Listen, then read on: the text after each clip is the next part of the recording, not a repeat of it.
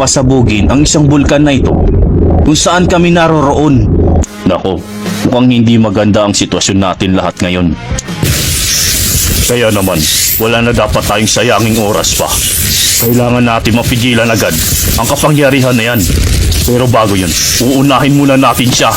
Tama, dahil kung uunahin natin ang bolang yan, sigurado akong mas delikado. Habang patagal ng patagal, lalong humihirap ang sitwasyon namin. Siguro naman ito nang huli. Kailangan na lang namin pigilan si Biyod Netero. O paano?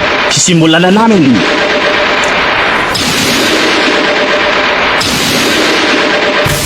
Kailangan ko siyang atakihin ng harapan para ang lahat ng atensyon niya ay mapunta sa akin para makapwesto si Tatang na maayos.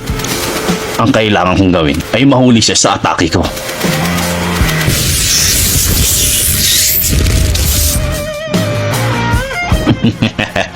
Sige lang. Lumapit lang kayo nang masubukan ko ang kapangyarihan na tinataglay ko. Nasangga niya lang ng ganun ang atake ko. Ngayon, ako naman!